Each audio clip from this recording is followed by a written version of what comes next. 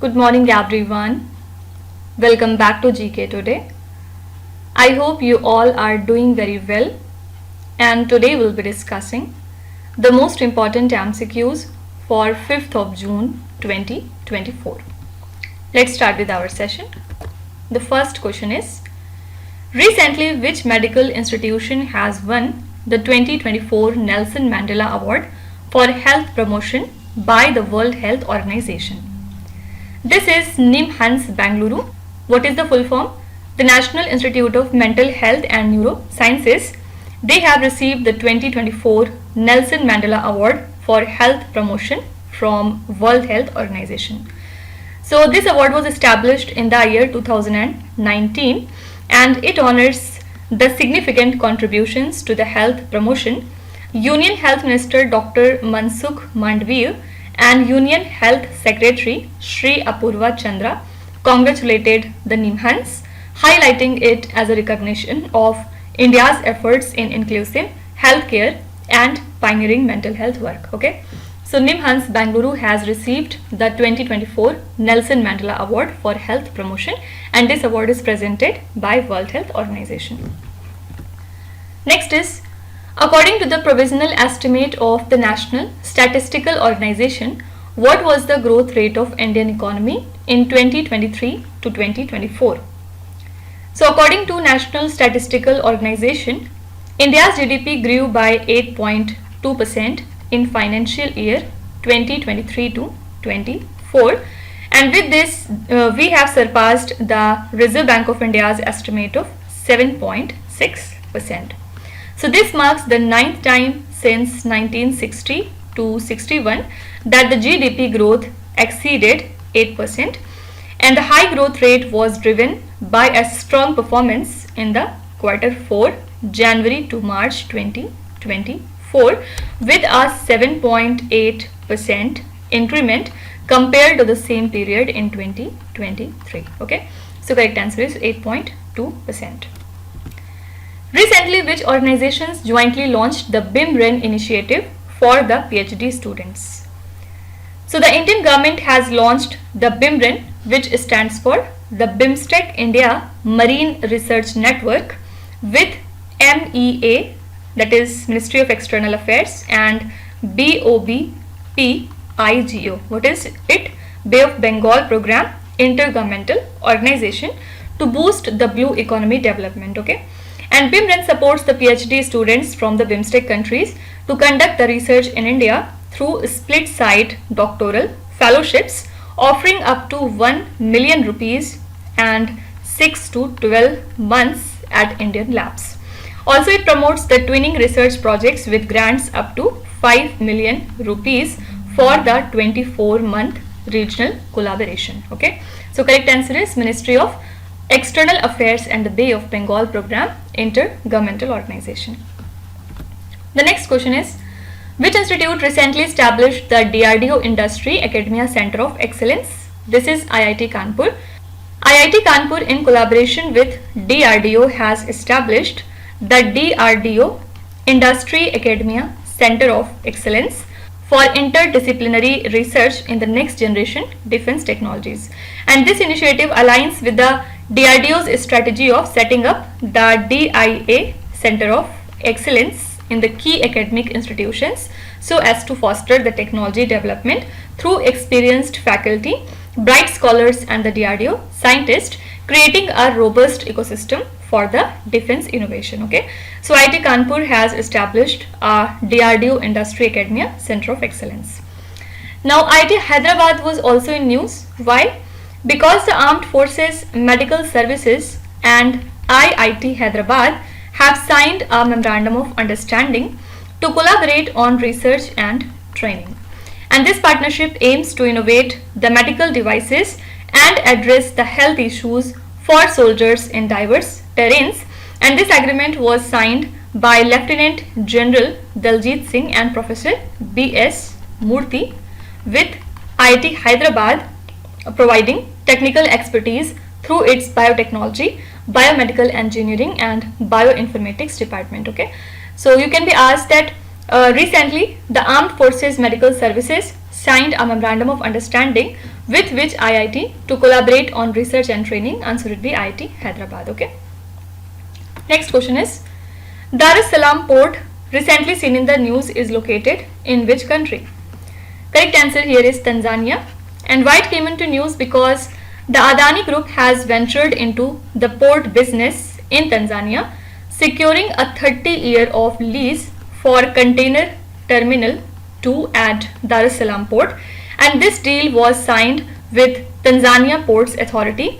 It expands the Adani's global footprint, and meanwhile Indian Ports Global Limited secured a 10-year deal to manage the Iran's Shahid Beheshti terminal at the Chabahar port. Okay, so Dar es Salaam port is the main port of Tanzania, which handles 83% of the country's container volume, with container terminal 2 boasting a capacity of 1 million TEUs. Okay, so Dar es Salaam port lies in the country Tanzania.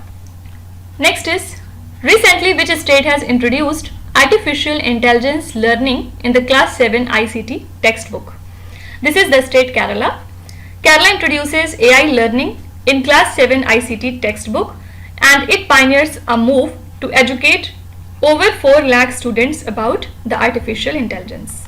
So this initiative aims to enhance the technological education, familiarizing the students with the artificial intelligence concepts from a young age, and this forward-looking step reflects the commitment of Kerala to modernize its education system and prepare the students for future technological advancement. Okay, so Kerala has introduced the artificial intelligence learning in the class 7 ICT textbook. Which day is observed as World Milk Day every year? So World Milk Day is observed annually on 1st of June, and it emphasizes the role of dairy in global nutrition. This day was established in the year 2001 by the Food and Agriculture Organization, and it celebrates the milk as a vital food source and the dairy sector. So milk consumption dates back to the Neolithic age, as we know, and it evolves into a significant part of many cultures and the religious tradition. However, modern challenges like industrialized distribution and consumer preferences impact its consumption, which highlights the need for continued advocacy. Okay, so we have to remember that we celebrate the World Milk Day on 1st of June. Anyways, today is 5th of June and we celebrate the World Environment Day on the 5th of June. Okay. Recently, which Indian peacekeeper honored posthumously with United Nations DAG Hammarskjöld Medal? So this is Naik Dhananjay Kumar Singh. Okay, so he is a United Nations peacekeeper serving in Congo, and he was posthumously awarded this medal during the United Nations International Day of Peacekeepers. This medal was established in the year 1997, and it honors the peacekeepers who sacrificed their lives under the authority of United Nations. Fine. So this is awarded annually to the nations losing the peacekeepers, and the ceremony takes place at the United Nations headquarters. So Naik Dhananjay Kumar Singh's recognition highlights the dedication of peacekeepers worldwide. Okay, so this is Naik Dhananjay Kumar Singh.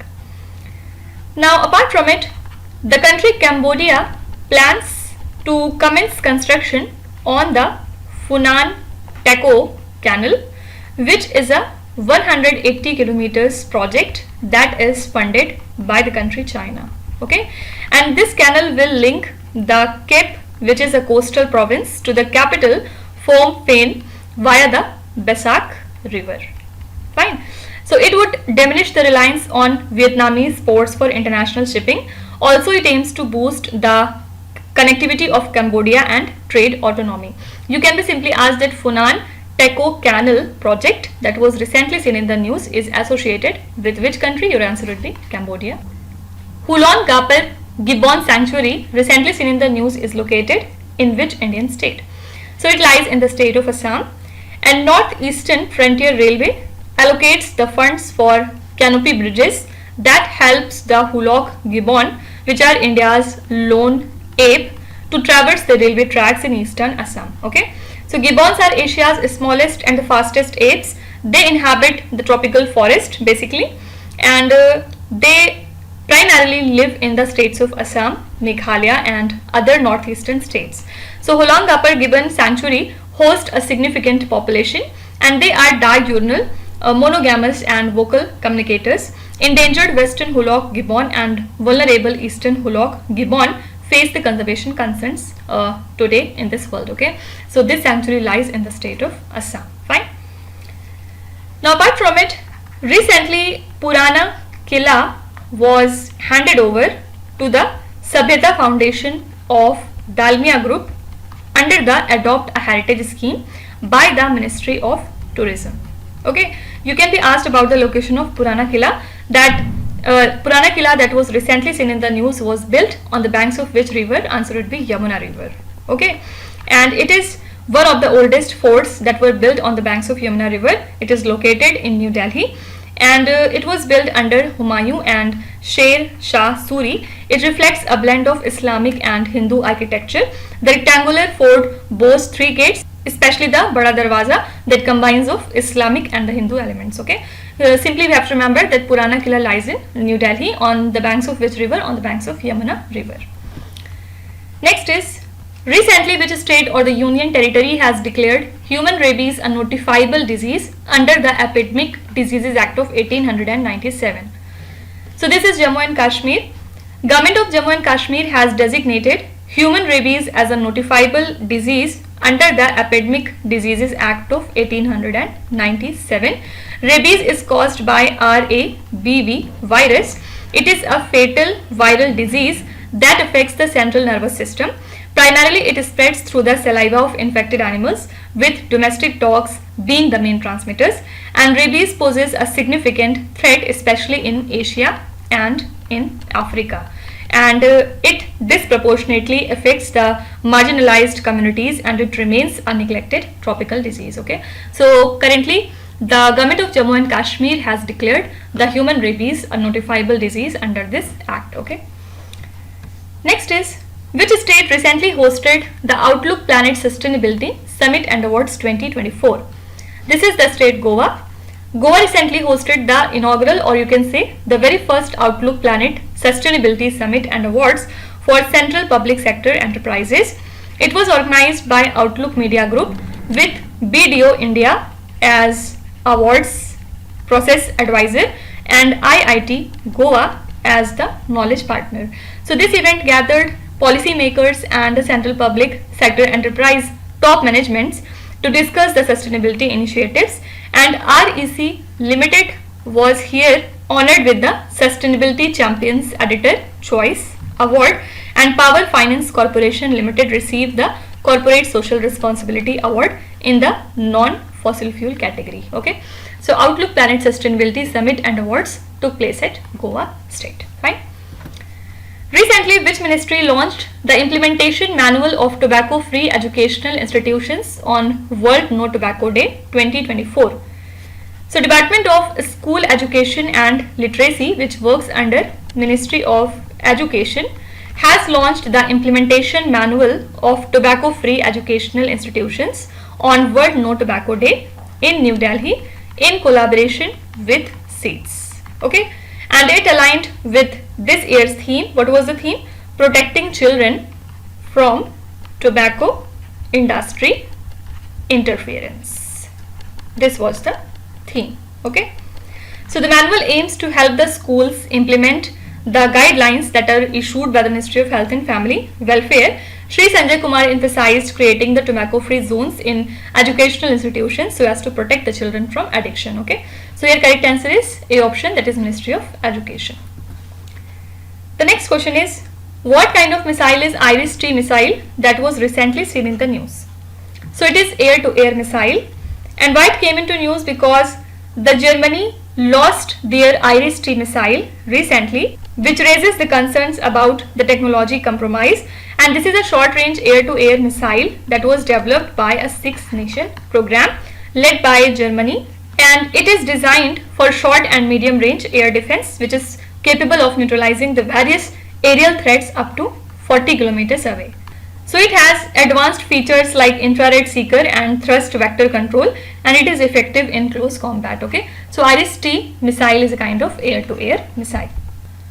Now last question is, the Mid-Year Climate Conference, also known as the 60th meeting of the subsidiary bodies, recently organized in which country? So Center for Science and Environment requests the developed nations to meet the climate finance commitments ahead of the 29th UNFCCC Conference of Parties, and the 60th meeting of the subsidiary bodies took place in Bonn in the country, Germany, from 3rd to 13th of June 2024. It will gather the UNFCCC signatories, including the national delegates and the civil society. So with around 6,000 participants, SB60 marks a pivotal moment between COP28 and COP29. It sets the stage for future climate negotiation. Okay, so your correct answer is C option, that is Germany. Now apart from it, these days Pampa Lake is in news. Can you tell me what is the location of Pampa Lake? Actually, a team from Karnataka State Department of Archaeology, Museums and Heritage has discovered the rock shelter paintings estimated to be 2500 years old near the Pampa Lake in the Hampi World Heritage Area. It is located in the Koppal district of Karnataka near Hampi, and it is one of the 5 sacred lakes in Hindu mythology. Okay, it is surrounded by hills and temples, and it definitely holds some cultural and religious significance, featuring prominently in Hindu epics like the Ramayana. Okay, you can be asked that Pampa Lake, recently seen in the news, is located in which Indian state? Your answer would be Karnataka. Fine. So these are the most important current affairs and the news from today. And now let's start with today's quiz. Here on the slide you can see 5 questions which have been taken from the past 2-3 days current affairs. Pause the video and try to solve each of these questions, and at the end of the lecture, do not forget to share your scores in the comment section. So please be honest and do not cheat with yourself. So that's it for today. I hope you have liked the session.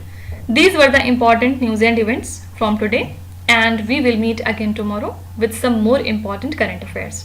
Till then, stay tuned. Thank you so much for watching, and please do not forget to subscribe to GK Today. With this, me Hadsana signing off.